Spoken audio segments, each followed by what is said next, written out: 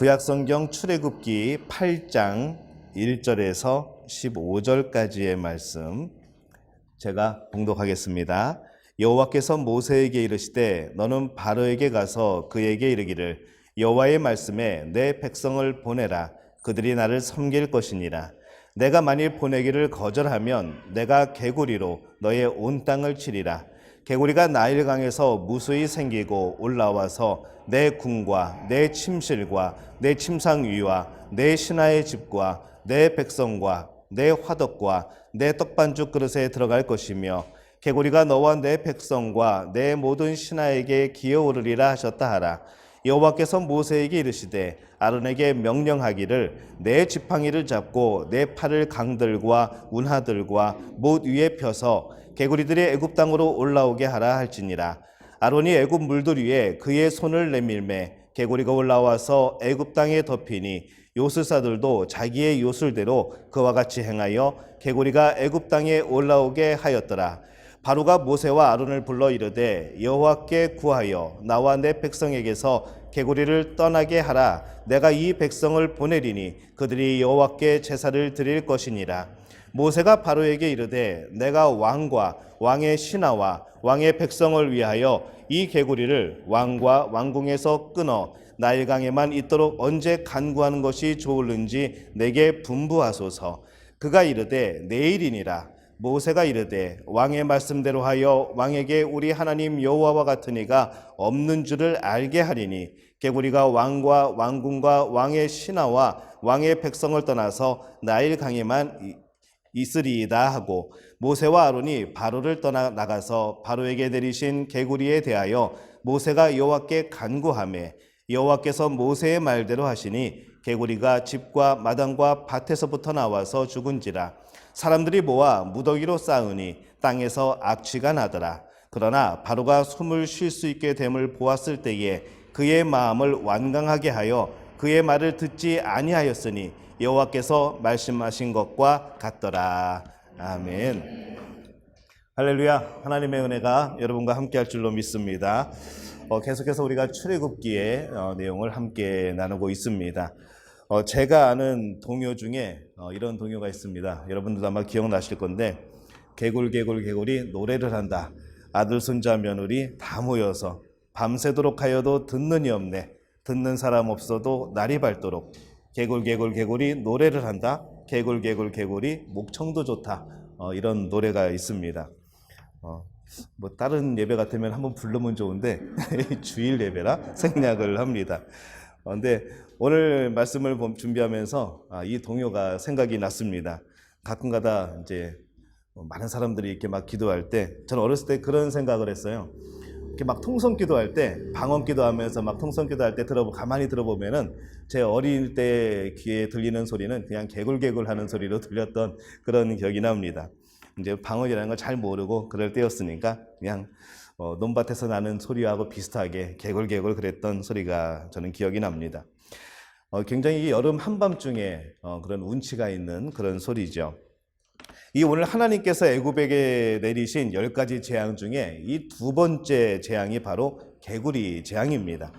이 첫 번째 재앙에서 나일강이 피로 물듭니다. 그 많은 고기가 다 죽고 그것들이 이제 썩어서 악취가 난 지가 7일이 지났습니다.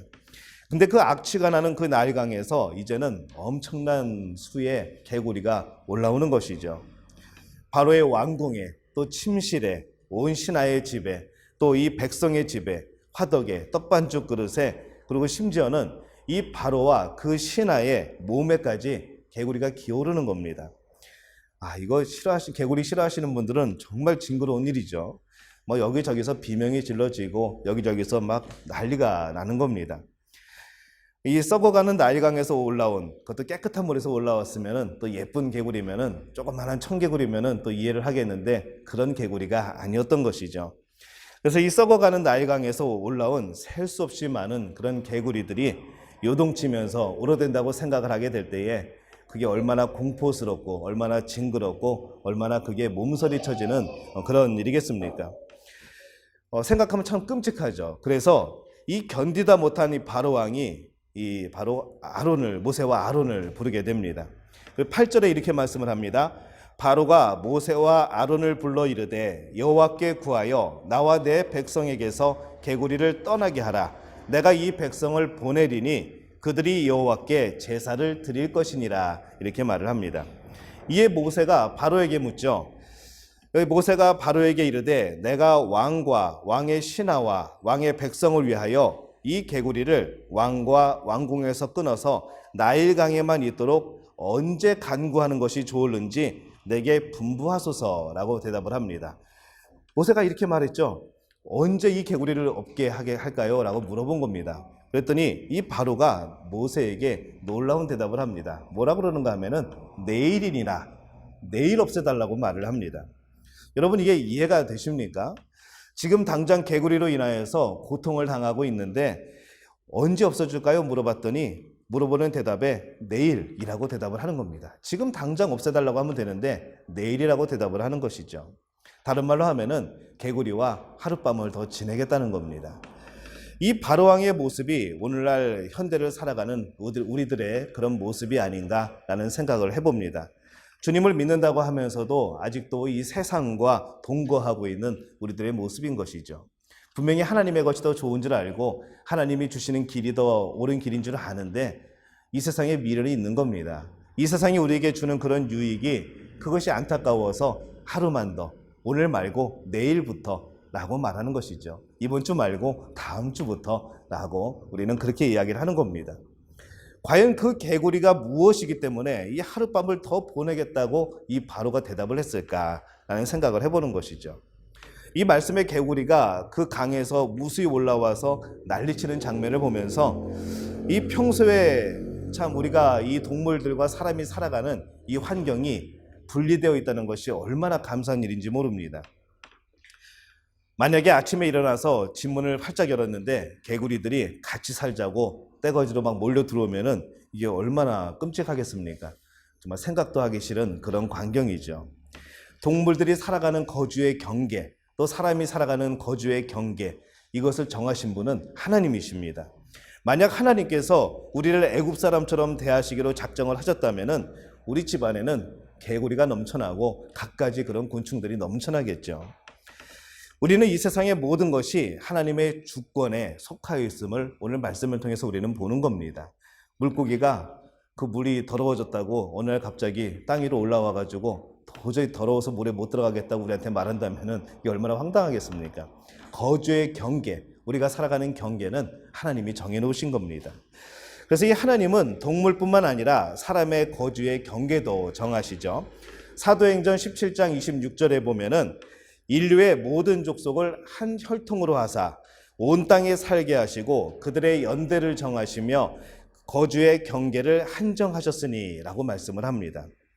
하나님께서 우리의 연대를 정하셨다고 말씀을 하는 것이죠. 언제 살 것인가, 어디에 살 것인가, 어떻게 살 것인가, 이 모습이 바로 하나님의 주권 안에 있다는 겁니다. 우리가 결정한 것 같지만 우리가 이 시대에 태어나고 싶어서 태어나고 싶은 사람은 없습니다. 오늘 태어나 보니까 우리가 지금 시대를 살아가고 있는 것이고 우리가 이 한 세대 안에서 우리는 살아가고 있는 것이죠. 이 일찍 태어나시고 일찍 하늘나라 가신 분들은 이 코로나라는 것을 모를 겁니다. 나중에 천국에 가면은 그때 코로나 때문에 고생 엄청나게 했다고 아마 얘기를 나누게 되겠죠. 아마 그렇게 해도 그들은 못 알아들을 겁니다. 우리가 이 시대를 살아가는 것, 하나님의 뜻이 있는 겁니다. 우리가 지금 이곳에 살아가는 것, 하나님의 뜻이 있는 것이죠. 여러분들이 믿음교회 이 공동체로 살아가는 것, 하나님의 뜻이 있는 겁니다. 그렇기 때문에 하나님께서 나를 이곳에 보내신 이유가, 하나님은 나를 이 시대에 보내신 이유가 무엇인가, 우리가 이것을 생각하고 그 사명을 깨닫는 우리 모든 믿음의 가족들이 되어지시기를 예수님의 이름으로 축원합니다. 그러면 왜 하나님께서 애굽 사람들에게 이런 엄청난 개구리의 재앙을 주셨을까라는 것이죠. 모든 것을 다 걷어내고 그냥 팩트만 보면은 참 하나님도 참 위트가 있으신 분이라는 생각이 듭니다. 그 개구리가 어떻게 재앙이 될까요? 우리가 때로는 어떤 사람들은 이 개구리를 굉장히 귀여워하는데 어떻게 그것이 재앙이 되는가? 그 이유는 그 개구리가 애굽 사람들의 또 하나의 우상이었기 때문에 그렇습니다. 애굽 사람들은 그들의 우상을 만들 때 항상 어디를 중심으로 우상을 만들었는가 하면은 이 나일강, 그것을 중심으로 우상을 만들어 갑니다. 그게 풍요를 주었기 때문에, 그것이 많은 그런 농산물을 우리에게 주었기 때문에 거기에는 분명히 신이 있다. 그 신이 우리를 지키고 있다. 그 신이 우리를 풍요롭게 하고 있다라고 생각을 한 것이죠.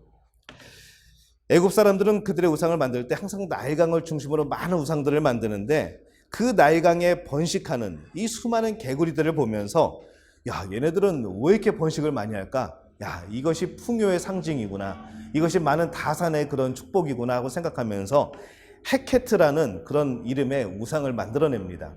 몸은 사람의 몸인데 머리는 개구리의 모습이죠.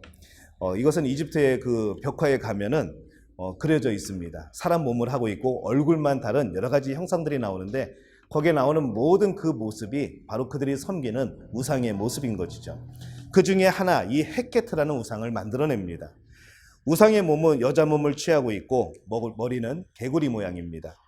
이 헤케트는 다산의 신이고 개구리처럼 많은 자녀를 낳게 해달라는 그런 의미인 것이죠. 풍요입니다.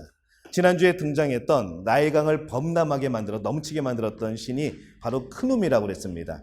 이 크눔 신의 부인이 헤케트입니다. 참 이게 암수 딱짝 지어놓고 이렇게 부부도 만들어 놓고 그럽니다. 이 출애굽기에 등장하는 개구리는 히브리어로는 체파르데아라는 단어를 씁니다. 근데 이 개구리가 우리가 생각하는 그런 개구리가 아니고 엉금엉금 기어다니는 두꺼비 같은 종류의 그런 것을 말을 합니다. 징그럽죠. 왜 비명을 질렀는지, 왜 도망을 달렸는지, 왜 몸소리를 쳤는지 그 모습을 우리가 생각해 보면 이해가 되는 겁니다. 아무튼 이 다산의 풍요의 상징인 개구리가 한 마리만 들어와도 복인데, 그 수없이 많은 개구리가 몰려 들어온 것이죠. 자, 평소에 그들이 섬기는 우상의 모습으로 생각을 하게 될 때에는 이들은 지금 대박 난 겁니다. 엄청난 축복이 몰려 들어온 것이죠. 평소에는 한두 마리 뛰어 들어오면은 와, 우리 집에 복 받을 모양이다. 우리 집에 이 신이 축복을 줄 모양이다 라고 생각을 했을 텐데, 이것이 떼거지로 몰려오다 보니까 더 이상 축복이 아니게 된 겁니다. 그들이 그 쫓았던 우상에 대해서 의구심을 품기 시작하는 것이죠. 오늘날에도 이런 헛된 풍요가 존재를 합니다. 정말 사고 싶은 것 마음대로 살 수 있고, 정말 그렇게 돈이 많았으면 좋겠다.